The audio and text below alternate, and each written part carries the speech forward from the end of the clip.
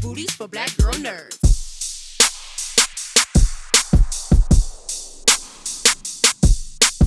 Awesome. Well, thank you guys so much for taking some of your time to speak with me today. I really appreciate it. I know you guys have a busy day, so I'll jump right into it. This is such an incredible movie, and it's one of those that you can't pretty much discuss everything without giving things away. So I'll keep it a bit open. What are your first thoughts you guys had without spilling anything, of course, when you guys first read the script? Algie, I'll start with you. So I was like, what? By the time I got to the end of it, I remember reading the last page, and then I remember being like, nah, I gotta go back through it again and see what I missed, because I feel like I may have missed something. But it was just the crazy and drastic turn for me was a real shock, and that also played a big factor in me signing on to do it as well. Mm-hmm. Yeah, for me, it's always just, you jump for joy when you read a good script. There's a lot of mediocrity out there. It was just a page turner, and I felt for these characters, and I loved the twist. I loved that it was like, wait a second, that it was very subtle, and that you could take it one way, and that it could be a conversation piece. But the thing that really did it for me was falling in love with Janice, the character, and her beautiful imperfections were just, I know women that are in my family that deal with some of the issues that she deals with. So it was all of that. Yeah, I felt it was very relatable and authentic, and it's so many fun moments but also wild moments. So for me, it was just more so, it was the script, and I knew that I'm like, everyone's gonna want this part. Everyone's gonna want to be a part of this film. And I actually have a couple friends that, because there's only so far few and in between that go out for roles, so you become friends with people, and you start getting familiar with other people, because you know that everyone's going out for the same thing. And everyone, I remember at the time, was like, oh my god, did you read that script, Young Wild Free? Like, I'm like, yeah, I did read it. That's, and I'm gonna take that part. I was like, yeah, I did Ready, and it's mine. And it's mine. Right. It's like, I'm headed to the store now to get a purple wig for my audition. Yes. Awesome. Well, so now you've typically taken on very lovable roles. Like, I cannot tell you how many of my friends have crushes on you, girl. Like, so many. Can you talk to me a little bit about Janice? She's different. What kind of preparation did you go for this transformation into this role? Yeah, I wanted her. I mean, I started in the theater, and one of the joys of acting for me is to play characters that are completely different from myself. And, I played a lot of kind of romantic leads, feel so grateful for that. But just going back to those theater days, I've just been craving, stepping outside of the comfort zone and really transforming. And I recognized her. Like I said before, I have an auntie that is very much like her, and we just really wanted her to be very specific in her look. And we decided, I came up with she's one of those women, and we all know those women who change their wigs like they change their earrings, And I came up with the smoking because, she doesn't have time to take care of herself, and she's stressed out. And the mental health aspect is something that I am familiar with, just walking through life. You come across people who have those kind of issues. I have people in my family that are dealing with some mental health things, and that was what brought me so much compassion to her, that she has to kind of fight through life as a single Black woman, raising 3 kids, not always doing it well. Trying to pay the bills, and on top of it dealing with these issues, and she doesn't have the support. And so I felt like she was just very compelling, and was just thrilled to play her. Right. That's actually really, thank you so much. I love that response. It's so great. So are you guys familiar with what a meet cute is? Say it one more time. A meet cute? No, explain it to me. So essentially, a meet cute is that story you tell when you meet someone, the cute story you tell when you first meet your significant other. Right? If in real life would you say that your characters meet cute, that Brandon and Cassidy's meet cute is acceptable? Is it acceptable? Like, would you say that was your story about how you met your significant other? Would you guys accept that story? I'm gonna ask you. Would you accept it? Is it acceptable to you? Yeah. No. You know what? It depends on what you like. Yeah, it depends on what your likes are, what your wants, what and your fetishes level and all of that. toxicity is. If it was Chris Evans, I probably Yeah. maybe. But I had to ask because it seemed like it was such a beautiful love story, but it is may not be acceptable in real life. So guys' thoughts are on that. I think that's really interesting though, because that's the reason why Brandon started to fall in the first place for her, because it's so dramatic, it's so drastic, it's so far left from what he's used to. And so when he sees that, he's like, damn, like what was that? I want to explore more of that. Right. Yeah. I'm missing that. Yeah, I want that. All right, so now you've been in the game for a long time, right? So we're not surprised with your acting chops. But Algie and Sierra, you two are just so great in these roles at such a young age. What part of yourself do you feel you poured into Brandon and Cassidy? Sierra, I'll start with. Yeah, I definitely feel I've definitely pulled from personal experiences that I've had in terms of just robbing banks. Well, I'm kidding. It wasn't a bank. It wasn't a bank, but no, I'm just kidding. But in terms of just her level of freedom and being bold and being fearless and not being afraid to put yourself out there, I feel like what we do requires that in general. Yeah, so true. And it's a very vulnerable role for me, and a very vulnerable thing that we do in general, all of us. It's very, you never know how you're going to be received. So I think just going into it as okay, this is what I want to convey, and I'm going to try to tell it as authentically as possible, because I can relate to my mom being a single black woman who raised me, and the pressures and the struggles that came with that growing up in Baltimore. So I can understand a lot of the pressures and a lot of the challenges. So Right. Thank you so much for that. This question is for each of you. There's so many platforms that Young Wild Free could have debuted on, right?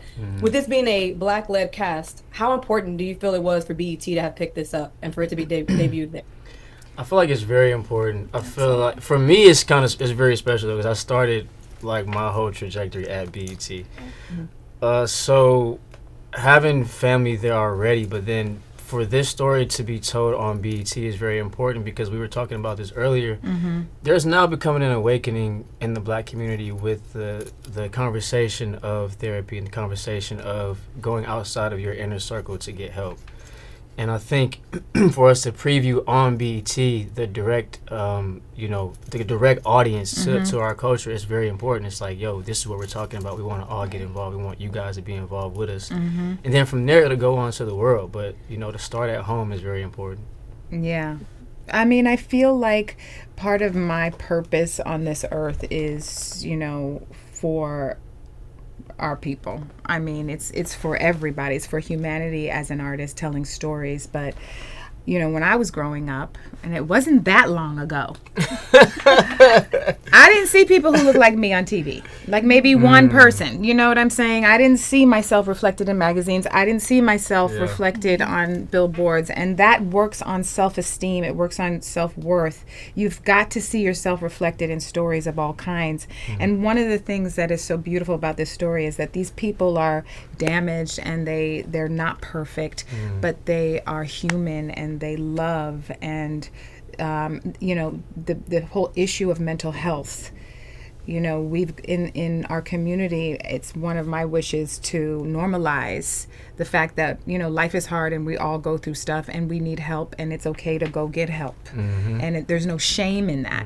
And that I believe that stories can help that. The reflection of stories like, oh, that she kind of looks like kind of what I'm going through, or I can identify with him, and even though they're not perfect, there's a feeling of, oh, I'm not alone in this. And that can be not only entertaining but very healing. And so for it to be kind of the first, foray of this show to be for, our people is such a treat, And for you, Sierra? Yeah, I would definitely say mental health is such a taboo within the Black community. So I think that it was very important that we touched on things and we encourage viewers to be inspired to talk about certain topics and to address certain issues that you might not feel comfortable with doing within your family, and to find healthy methods of dealing and coping with things that you go through, whether that's therapy or whether that's drawing like Brandon did in the film. Not robbing a convenience store, but yeah, convenience stores. Yeah, just healthy ways of dealing with trauma and challenges that everyone goes through growing up in those circumstances. You guys bring up some very, very valid points, so thank you so much for that. Did any of you draw any inspiration from any other films when developing your characters at all? This could be for anyone. Yes. I don't draw from other films. She said, I I draw just from myself. real I life. draw from myself. I draw from myself. I draw from real life, I drew a little bit from Fight paint. Club. From that Okay. was one of the films on our list. What was it? Fight Club. Oh, yeah. I drew a little bit from that. But we don't talk about Fight Club. Yeah, we don't. You're right. We don't. One rule is that we don't do that. Why don't we? What did I miss? One rule about Fight That's Club: true. you don't talk about That's Fight Club. I'm slow. But I tried not to dive so much into, and we were given a lot of inspirational material from films to photos to music. I really dove heavy into the music and a lot of like the photos that we had. But films, I think Fight Club was the only one that I really watched and paid attention to, because I wanted to kind of just be there and be experiencing these things and not thinking about, okay, what can I do that's like this or what can I do that's like that. I obviously had certain moments where I took that inspiration and used it, but for the most part I think I was just very present and feeling what was needed to be felt in the moment. That's great. I agree with what you guys said, though. Sometimes some people do have a specific role or character they get inspiration from. But again, if you're just trying to pull from within and bring that out of you, I completely respect that. This is my favorite question to ask everyone, and it'll be my last one. You guys have such a great cast, right? We have Tamala, we have Gary, Taronda, Mike Epps. Is there anyone in the future, because I believe in manifesting, is there any director or actor that you guys would love to work with in your career? It's so many, but I'm not going to tell you, because I feel like when you say it, it takes a little bit of the magic away. Okay. Sorry. Sorry. She said that's No, then all your Yo. No, sorry. Yo. I'm thinking it. I love it. I love that answer with the fingers. I love it. No, my grandmother always So said, many people. she was like, keep things to yourself. That's a worse thing to say to a journalist. But like keep those those dreams to yourself, because you only want the positive energy, and you don't want any that energy of like, oh, she ain't doing that shit. She ain't doing that. Yeah, good luck. Let's what I mean. Yeah, I mean, I want to work with a lot of people. For some reason, I'm blanking right now, but He's just I think Heard what you said. I'm just trying to copy her. Real shit. You gotta say one. At least If I could say, all right, I'll give maybe one or two. I would love to work with De Niro. Okay. I would love to work with Pacino. Okay. You better do I it would love quick. to work with. You better do it quick. I know, right? I would love to work with. I would love to work with Sam Jackson. Who? Samuel Jackson. Oh yeah, legend. A long list of directors that I would love to work with, but yeah, that's just a couple. That's just a couple on the list. Those are all great. Are you have anyone you want? Yes, I would definitely. I'm such a fan of his work. Jeffrey Wright. He's Great. great. He's a phenomenal actor. Zoe Saldana, she's Afro-Latina. She, it's a lot of people, but those two come to mind first off back. Awesome. Well, thank you guys so much for your Thank time you. again. This is such a beautiful project. I cannot wait for people to see it. I've actually watched it twice already. Oh, we were just talking I about like that. you. I like Talking you, about yeah. manifestation. I said I think that this is going to be the kind of movie that people watch again and then they get Yep. something different the second time. Okay, that's what it was for me. Like yeah, for sure, 100%. I was like, wait, let me go back and rewatch that. Yeah, yeah. Thank you guys so much. Thank It's you. a beautiful project, and I can't wait for everyone to see it. Thank you so you. much. Thank you. So nice Guys, to meet you. have a great day. You too. Have a great day. I like your background. I like her background. Yes, yeah, pretty smart. Better shake your booties for black girl nerves. Better shake your booties for black girl nerves.